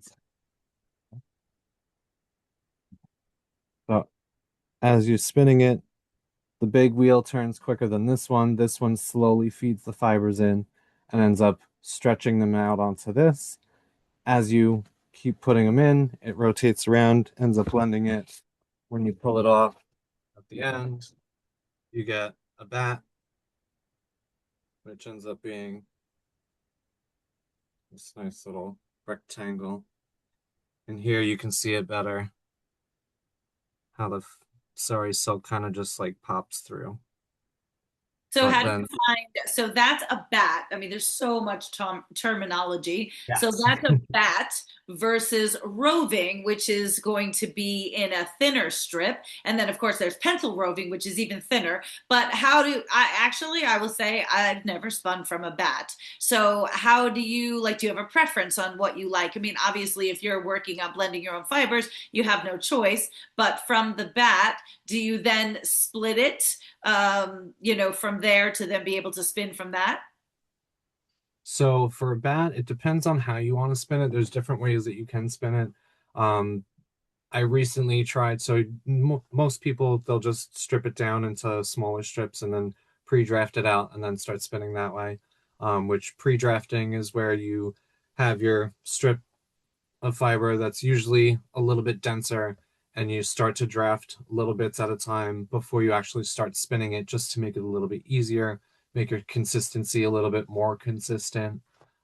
If you're going for more of an artsier yarn or a thick and thin, you wouldn't really worry too much about pre-drafting. You would just go with the natural flow, which ties into that question. For me, it all depends on, I guess, my mood, the fiber, what I'm trying to spin for. I do have some yarns that end up coming out more artsy. Like this one, I specifically spun it as a core spun yarn, where it was my first core spun. You get these fun, like fat little sections where it's like super, super thick, and then it goes down to this tiny little thin section. So this one was a little more planned, where I was trying to make certain sections thicker. I have other ones where it's just, I literally pay attention to the exact space that I'm moving my hands. So if I'm trying to go for a more consistent yarn, I do pay attention to how many times I hit the pedal, to how many times it rotates, to how many times I'm moving my hand as far as I am. Um, and sometimes that could kind of make the process get a little mundane, but it all depends on what I'm going for. If I'm trying to get a nice, really good, consistent, almost like a commercial yarn, I don't really mind necessarily spending the time and really paying attention and focusing. It also, that's a good project that'll help me get out of my head, because I have to really focus on what I'm doing. And even just the slightest difference of moving 3 inches instead of 2 inches could change that little bit of twist for that one little spot. And who knows, maybe when you go to work up that yarn, it may never actually cause an issue, but in my head, it might. So, Can you like, listen to music when you spin? yes, yeah, Oh, I can't. I actually prefer it. And for me, it has to be more of an upbeat. It has to be like a quicker pace. Oh my gosh, Can't I would be It like, can't be like super slow. And that's just for me, I guess, because it's for me, spinning is so relaxing that if it's slow music, I'll fall asleep. There's times where I'm spinning And if I'm doing just like a mindless spin where I'm not trying to be super consistent, I'm trying to be more organic and just let it happen, there's times where I'll start dozing off as I'm spinning and I wake up and whoop, the yarn is flown out of my hands. It's all the things going like this. And I'm like, I have no What idea you what just get for trying to do things all happened. throughout the day. I mean, it's funny because me, on the other hand, I create like music in my head when I spin.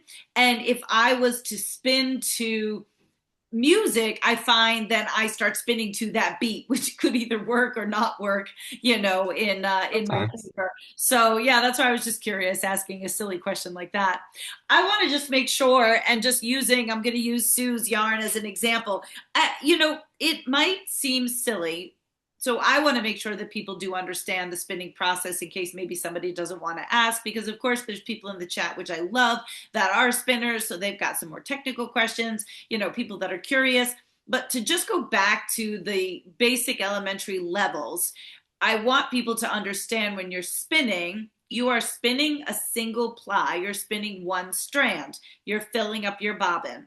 Then you are getting a new bobbin.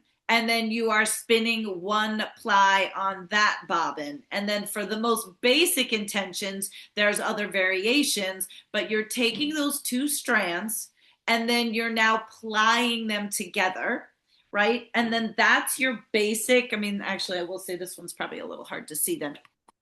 Actually, I'll use the white. I think that'll stand out the most. No, that's not going to work. Hang on, folks. But that's your basic two-ply yarn. I mean, everything is a little bit smaller and color-wise a little bit difficult. But I mean, hopefully, if you can see the twist there. So I mean, I know that that might sound so basic. Do you have one? Do you have a barber pole? Yep. Perfect. Thank you so much. That looks like an amazing. So we call that a barber pole. When you're applying two different colors together, right? Because it looks like a barber pole shop. In that case, it looks like a candy cane, which is still the same thing. Yep. So that's a two ply, right? And Yep. commercially, now, actually, I don't even know this answer. Hand spinning, can you do anything more than a three ply? Three ply is a Navajo ply. I mean, it all depends on how many bobbins you want to apply from at one time. Okay. It'll definitely get difficult. The most I've done so far is a 3-ply, just because I don't have a Lazy Kate set up to do more than 3 bobbins at once. I And I would feel like definitely like to. most, I mean, I could be wrong, but I feel like most in terms of with hand spinning, it's like either a two or a three ply. Um, Yeah. but just for everybody to put that together, because I remember in my early days, I never thought about it. When you grab a commercial yarn, it's an 8-ply. You've got 8 strands that are getting twisted together to make that 8-ply yarn. So I just want to make sure, just in case if anybody wasn't aware of that, that you just understand those basic mechanics, to be able to put that together. Now, on the other hand, and I know that somebody was asking a more technical question, Stephanie, with regards to an S twist and a Z twist. And that Yes. has to do with the direction in which the wheel is spinning, because it doesn't always have to go in that direction. So keeping it as basic as possible. I mean, answering her question as to whether or not you found a difference specific for crochet, maybe versus knit. 100%. And actually, for anybody who doesn't know anything about yarn, if you're a crocheter, you always want your yarn to end with a Z twist, because the natural movements while you're crocheting, the natural movement of the yarn over actually undoes the twist if you have an S twist, which is counterclockwise. So you want the final twist to be a clockwise twist, so that when you're doing that yarn over motion constantly, it won't start to unravel. And I actually started off, I didn't know anything about it.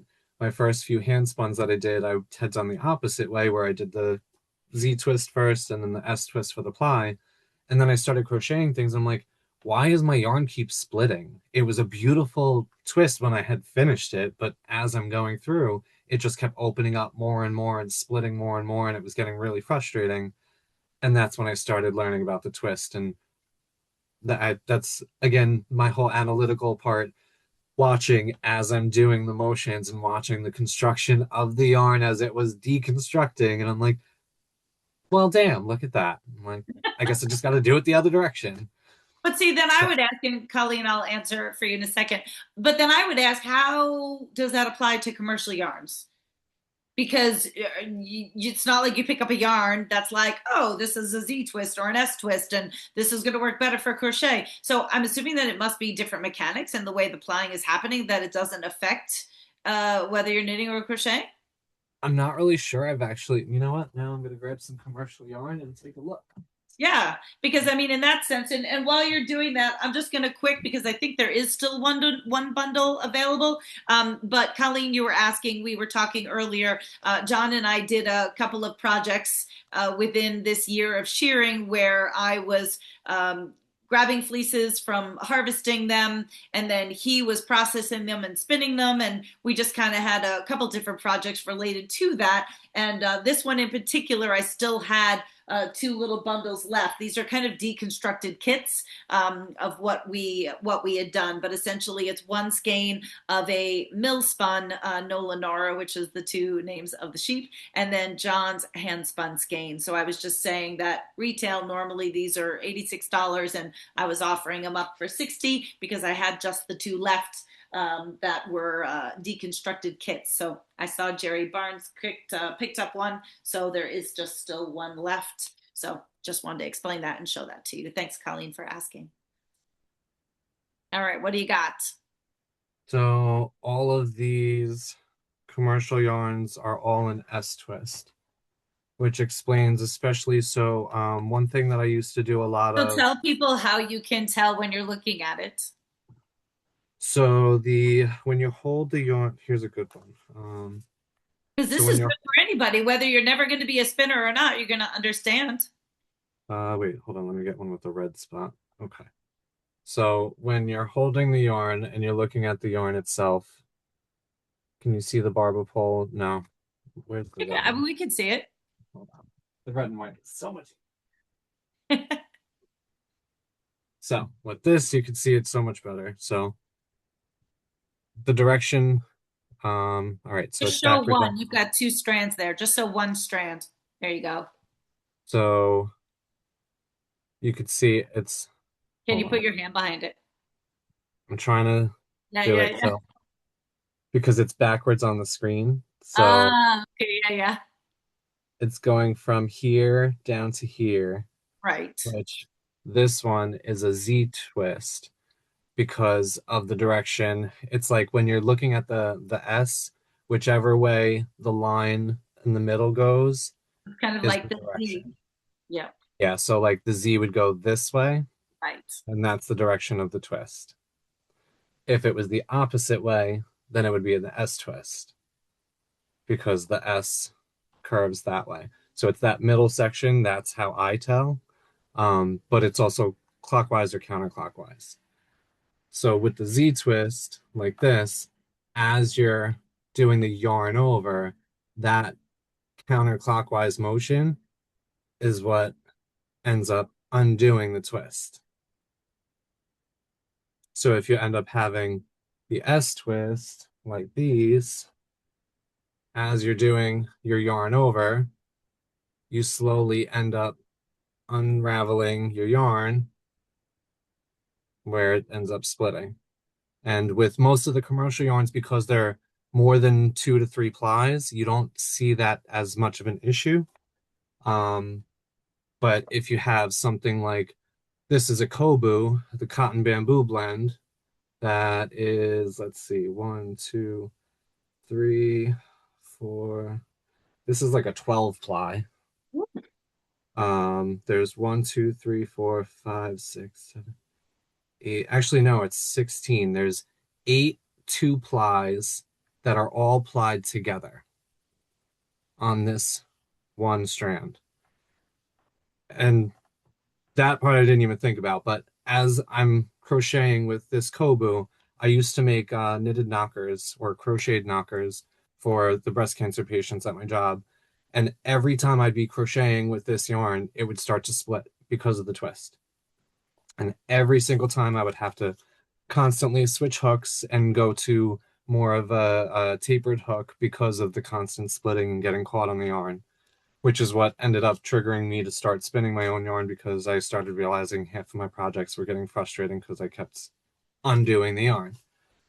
So I was Well, I like, okay, don't know about you guys, but I know I'm definitely, I mean, and again, I mean, these are, like I said, for me and with spinning and being familiar with S and Z twists, but these are just things you don't even think about. And again, even if you're never going to spin a day in your life, just having an appreciation for it, I know everybody's going to be grabbing their yarn and their stash now and looking at it and trying to see the angle in which it's going. So it's all just great information. And, Sandra in the chat, said wonderful explanation. So I just love that there's always something, right, that we're all going to pick up from these talks. And if nothing else, again, just that overall appreciation for everything that goes into all of the work that you do with all of your spinning.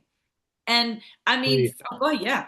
I think one of the types of knitting is it continental where you throw the yarn No, when or you're a thrower, that's like, I don't know, is that, like what's the regular? That's like regular.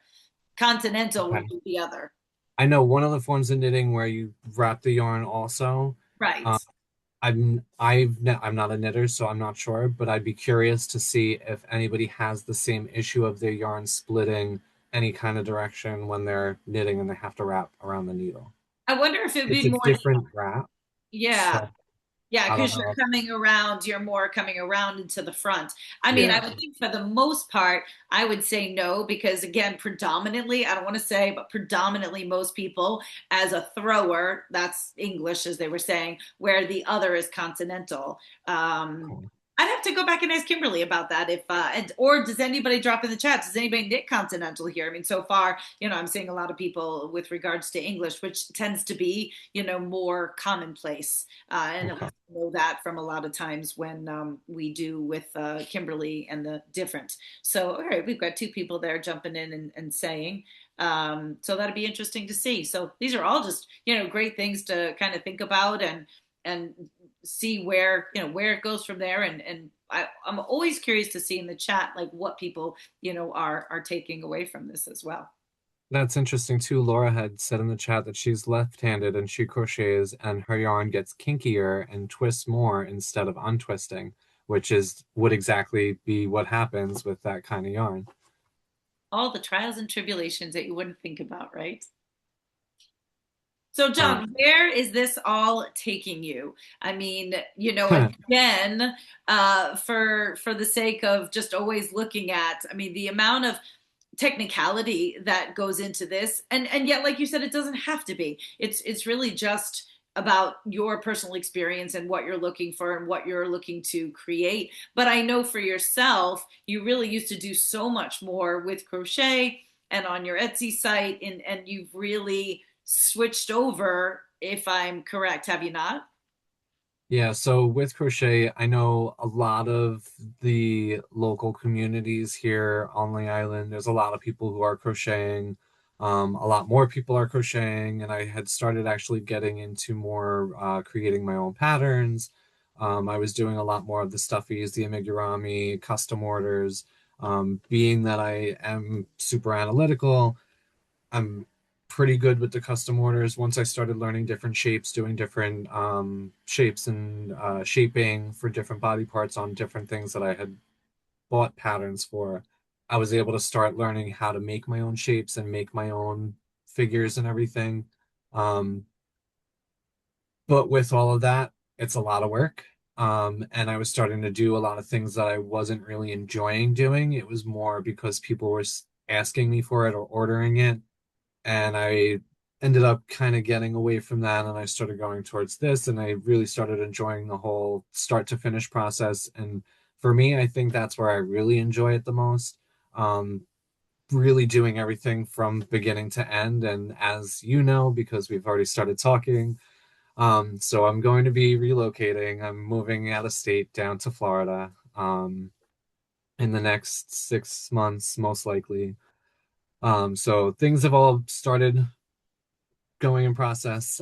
We've started looking at properties and things, but it's going to be myself, my husband, my mother-in-law, my youngest brother, and my parents. We're looking for like a family compound type of setup to hopefully get enough property to get some fiber animals.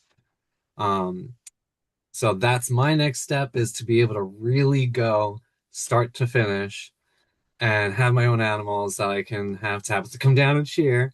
And then I can go start to finish and start making products with the fiber that I'm actually producing and growing them myself. That also made me think, though, in a way, and I always forget, was it Mavis or Maud? Mavis. So, I mean, just I know we're kind of, but talk about that. I mean, I feel like that was probably your first experience of actually being able to, even though you didn't own the animal, have Yep. that start to finish experience. So, share that as we're kind of wrapping up here because I think that's great. Especially since, I'm sorry, but my favorite part was because they were sisters, and then like the ear tags, they have ear tags, and I remember when you went and you were like. I just really wanted to be her. I feel like I feel like I have a vibe with this one. And when I had to message you and I'm like, sorry, I'm like, you're not the father. I was like, you got the wrong one. And I felt like I had to break your heart and tell you that was the wrong girl. But either way, share with them about that whole experience. That was actually really cool and kind of what solidified me wanting to move and eventually get my own fiber animals. Being able to have that like one-on-one experience and just being able to be right there with the animal, touching them, like feeding them, like giving them treats and stuff, walking around with them. Well, At so one point I got, it was a fleece that you bought from me that thankfully I was organized enough and had it tagged. And then she lives just down the street at the Suffolk County Farm. So you were able to go there and meet her, but you did that without me. Not that I care, but you did that without me. And then you were just like hoping and praying that you found the right one. yeah, and I remember Kate, who works at the farm there. I remember trying to find her, and she every time I would go, she wasn't there or she was busy, and we were just trying to figure out which tag was which. I'm like, I know it's one of these two. I just don't know which one, and they Because look they so look exactly similar. alike.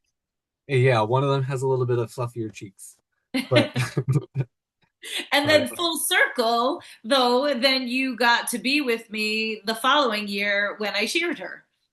yep, yeah, and I actually got to see Or actually, her wait, new I'm trying to lamb. think. She's shorn twice a year, so it might not have Yes. been. It might have been that fall. Because actually, I think it was cold. Because so Yeah, I it had was in bought the the fall. fall fleece, and then Yeah. the spring shearing was the one that I was there right after she had the baby. Yep. Yep. But Excellent. and that was cool too. I was able to actually hold all the little lambs, and it's like, oh, it's just holding a lamb. It's like it's totally different. It's like this is the one that came from the sheep that I have her fleeces, and I can make something out of this and say I'm wearing Mavis, and I held her baby. It's like some people think you're crazy, but plenty No, of people are like, nobody. no, that's great. Nobody here thinks you're crazy, and that's what's so magical about all of it. And I mean, I think that to be able to have that experience, and then now, even though we're sad to see you go, to then hopefully be able to create your own dream in that sense. I mean, everything that we all do is to hopefully help other people as well, to be able to have that same connection, have that same feeling. I mean, my mission statement is always put a face with the fiber. I mean, that's exactly what you just described. You just were able to take it to a different step. So, I mean, I'd be curious to see, how many people get inspired to perhaps try it. I mean, the one thing I will say, I mean, even at the most elementary form, should anybody have any CDs, if you remember what they are, laying around, there's actually like a little very easy craft to create your own drop spindle using recycled CDs. So I have those directions, you need just a couple little parts and things. I mean, otherwise, drop spindles are so inexpensive. You can, get those. I will say though, I mean, that was never my. There are some people that get so into drop spindles and then almost even collect them because they're so Oh beautiful. yeah, I mean, they are just can be absolutely gorgeous works of art on their own. It just was it never can my definitely become a very expensive rabbit hole. That's one thing I will say. as Um, opposed well as opposed to having multiple wheels. well, so we already know that the yarn is expensive and the fiber is expensive, but then you have all the equipment then to do all the things, and Oh, I see what it's a you mean. lot. Okay, I thought you meant just drop spindling in itself. No, having all the tools, right? because you can't just have a drop spindle. You have to have everything, clearly. Well, and I was going to say, yeah, we didn't even get into, I mean, you have so many more tools than I've ever even used. Wait, just quit. What's the one? Is it escaping me? I know you know. Oh, the combs. Yes, you know exactly. I was Yes. going to say, as That's soon the as I only thing I covered don't that. have. Those I actually rented from the guild. I'm going to be Okay. getting my own set of those, but those they almost it for those who know Mortal Kombat, that's the first thing I think of is it's like you're whipping out these things. It's like these literally it's almost like the Like a pitchfork that's like bent at a 90-degree angle.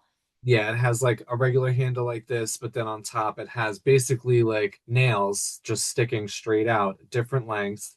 And that's what you use to put, say, like the llama, the baby llama specifically, because it's a long, long, long staple length, anywhere from 8 to 9 inches for each strand of the fiber.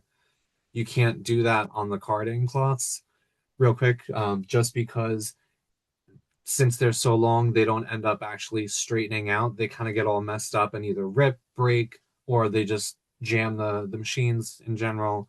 So the combs, you can get nice long strands and really comb out the fibers, get all the little short hairs out and all the extra VM, the vegetable matter, and get a nice, smooth, sleek yarn. And I almost forgot too. I mean, that was like, I think that was our first project, The simply babies. because you managed to scoff them up because I was just like, I am never going to be able to salvage these fleeces because I just scrambled to get them shorn. But yeah, Gracie, Nate, and Tate, you had the three. Well, ultimately, then we got the three fleeces to you. And, actually, you did. You got one of the kits, and I know that actually there's people in our group I think that had gotten them as well, but that was the little mini skeins that were created with uh, Gracie and Nate and Tate.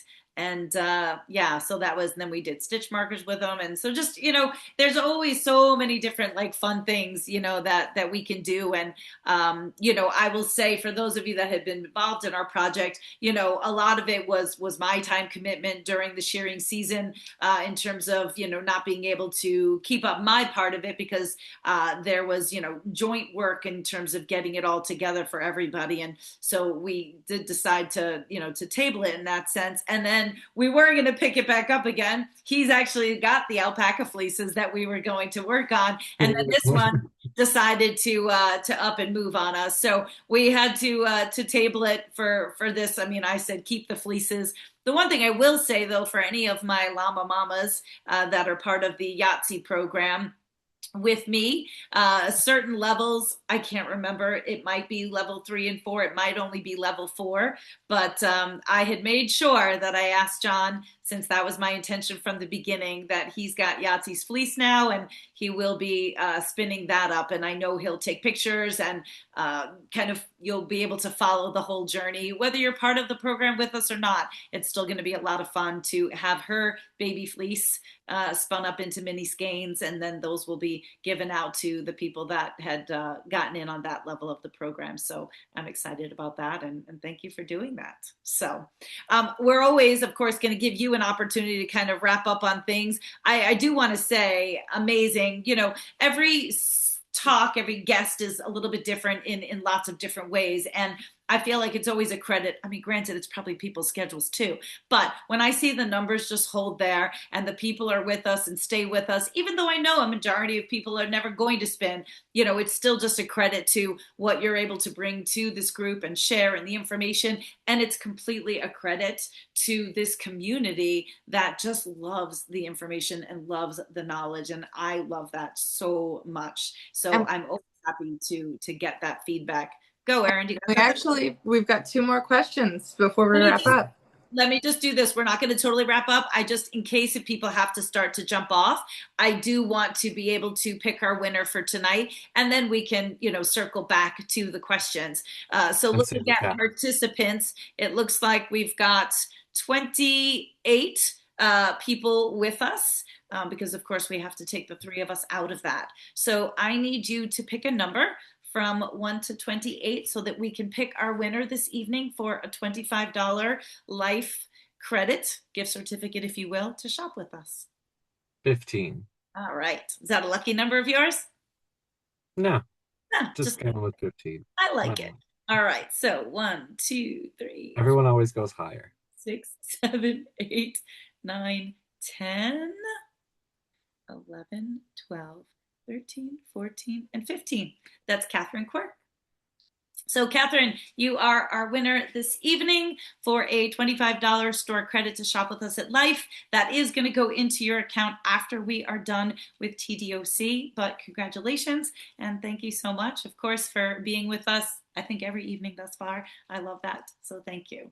All right. So yes, now we can circle back. I just wanted to make sure I got that out of the way. I know Erin has been taking care of everything in the chat. I hate to continue to repeat all of our specials and all of our things that are available. If there's ever anything that you miss, everybody always knows how to get me. Or if somebody is watching the recording, you can equally reach out to myself to find out anything that you might have missed. So with that, why don't you share with us some of the questions that we might have missed, Erin, and then we can let John kind of give his last thoughts. Okay. Sue Nagel would like to know if you spin singles, and I assume keep them as singles. That's the first one.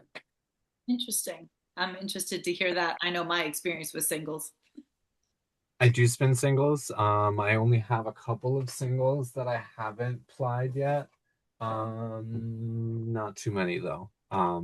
But for the most part, I try to stick with the ply.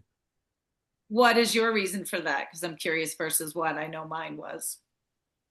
I think so far I'm just a little nervous about a single ply and its integrity. I'm still, like I said, with the whole twist and everything and the deconstruction as you do the yarn over, that I'm still learning on how to get enough twist in the single ply that it's not overspun, but it's twisted enough that it won't deconstruct when you're using it. Yeah.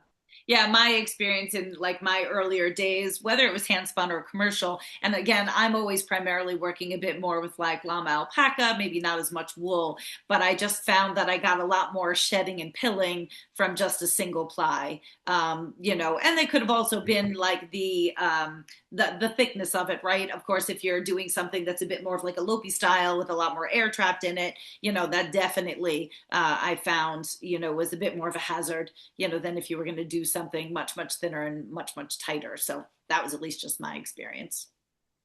All right, what's our other question, Erin? Next question is from Elizabeth.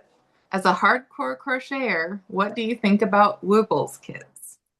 Oh, I forgot about this one. Yes. Now, Okay. I will just preface, I'm going to preface this just to buffer it. So this was a question that was asked before we were even getting started. And I said, no, we got to wait for our program because that's what this program is about. So I want to say, absolutely, I support everybody's honesty. That's what we do here. So I want John's honest opinion with regards to those kits. So there you go.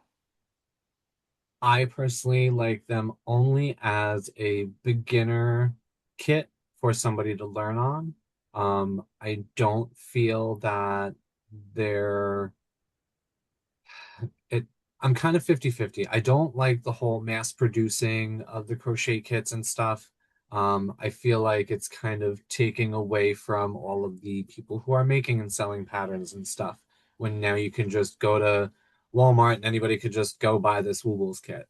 Um, at the same time, like I said, for beginners who are just learning, it is good for them. It's pretty self-explanatory. They're smaller, they're easier. You get that instant gratification that like my nieces didn't get.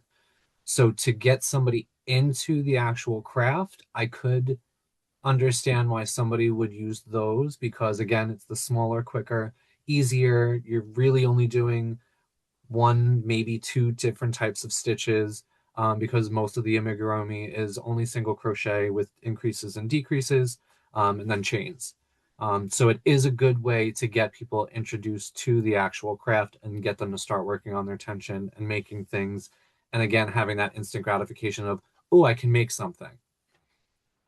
And Other also, than I that, I would don't. just to help you with that in a sense or to support you. I mean, I think you could look at that in any aspect, right? Like so many of us, the reason why we're here is because we support local, we support makers. You know, we want to support that community versus big box community. And that's, I guess, how maybe I would describe it. And that's just the same as it's This is only just ringing in my head because at a very untimely opportunity, I think it was like on Sunday, I had family over, the phone rings and somebody's like literally, on Girard Road looking to shop where we do everything by appointment. And I don't want to not I don't want to discourage people, but as the gentleman on the phone who clearly knew not and was just transcribing for his wife, then part of the conversation became as I was trying to describe, that what we were, and he said to his wife, "Well, do you want to go look at this yarn, or do you want to just go to Michael's?" And I said, I said, wait. I said, with all due respect, I said, if you're unfamiliar with my yarn and with the price point of my yarn, and you are also thinking of going to Michael's, I said you might want to just look at my website, because depending on the project and what you need the yarn for, I just might not be your girl anyway, despite the fact that I might not conveniently be able to help you right now. I'm not sure that he really liked that answer, but that was the truth. And that's what came to mind when you were saying that, right? There's a place for everything.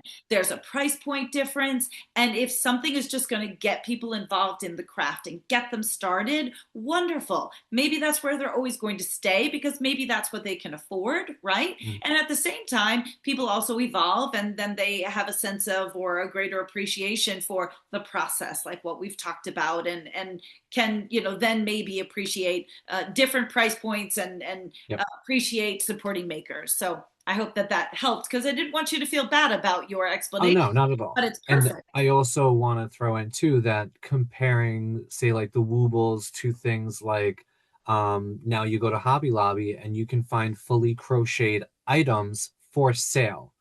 And to me, that is a hard pass, hard no, hard stop. The fact that a hobby craft store is selling fully finished crocheted items for not the price point that they should be because of the effort and the time and the energy and the supplies that go into it, that's where I get frustrated. So the Woobles, I'm okay with that. It's an intro thing. Like you said, some people are only able to do certain price points, but when it comes to the other things and same thing with the people who are buying the crocheted stuff off of like Temu and trying to sell those, that's totally different. I wish that gets my blood boiling. Oh, I know. And I wish I could remember the name of it. And I think I'll circle back and because of course this is being recorded, people will watch it. But I very rarely get to sit down and watch movies, nonetheless documentaries. But I was on a flight and I thought, let me watch something a little bit different. I actually watched a documentary that went kind of behind the scenes to where everything is being made from the stuff that you are talking about. And it was eye-opening. Now, look, we can't all completely not support those kinds of things, right? I mean, it's in every aspect of our life. But if I can remember or on another segment or I'll drop it in on YouTube, I wish I could remember the name of that documentary, but it was very interesting. To say the least, and very eye-opening in that sense. So, and like you said, it's hard to really do that and support it across the board in everything we do in our lives. But certain things, if we can help it, why not? And you know what I love about this, again, as I've said, without even intention, this kind of even goes back to some of the conversations that we had with Frankie, with Liberty Farms, and, in terms of being able to try to eat meat if you eat meat, from animals that are being raised organically or naturally or ethically, it is expensive and sometimes not always possible. And so, we try to do the little things that we can along the way within our means. But I just all of a sudden just had that aha moment of how just these two separate topics from two different guests and it kind of all ties right back in, which I don't know, gives me goosebumps. I think that's amazing. So, completely unplanned, but here we are. And as always, true to form, I mean, I could continue to go on and on. Actually, I even have these little kits that I was going to share with people. I didn't even have time to, and I'm not going to continue to. So I will save it for another time. I hope that we've answered all of the questions that people have had. And I know that we can continue to go on and on with more and more questions. But before I start to lose too many people, what I want to say is please make sure that you remember to join us again, because if you do not have any New Year's Eve plans, look, I'm home. It's like amateur night. I do not need to go anywhere. We are once again going to be joined by Linda Courtwright from Wild Fibers. If you are new to TDOC, you need to join us. If you've not heard Linda and her storytelling and her accounts of all of the things that she's done, she's actually particularly going to be focusing on her new love of Greenland and a trip that they're taking there. For some of you that you've already purchased the lecture that we're going to be doing with her again, but it's like one of those things. When I introduced you guys to her 4 years ago, I was like, please, you need to believe me, because nobody knew about her but me. And I'm proud to call her my friend, but she's amazing. So I hope you will join me for New Year's Eve, early Eve, and we'll ring in the new year together. So thank you, everybody. I'm seeing all the thank yous, John. I hope you're seeing that as well. Everybody's saying thank you for the content. And who knows, maybe next year I can be coming back on as a new hobby farm. hey, right? Oh, we got to get you there. I know. So exciting. Because things are definitely different in Florida with temperature. Oh, well, absolutely, but it's still totally possible. I mean, I know Yeah. people with all sorts of livestock everywhere. So, again, I wish you the best in your journey. I mean, it's not like I'm not going to talk to you, but of course, on here, just saying My that drug dealer. we certainly wish you the best. I just look that And by way. drugs, I mean fiber. Sorry. No, no, no. I knew what you meant, but I'm the idiot. I'm like, who's he pointing to? And me. Absolutely. I've been called people's drug dealer Or whichever way. for various things, whether it's yarn, fiber. I'll be that kind of good drug dealer, if you will. I'm happy to be that. So happy anniversary, a bit early, and happy You too. happy finding the property of your dreams and the moving and all of that. So thank you for spending time with us this evening. Tell your husband I said thank you for letting us have you, and thank you for all of you that joined us again for another great program for TDOC. Thank you, guys. See everybody tomorrow night, except I need to make sure I save the chat. I almost forgot. I did it. Funny, I thought that was like a time-sensitive thing. I was like, oh, okay, 9 o'clock's coming. Quick. Erin was probably like, don't push the button. Anyway, we did it. All is good. Everyone have a great night. We'll see you tomorrow night. Thank you so much, everybody. Much love to all.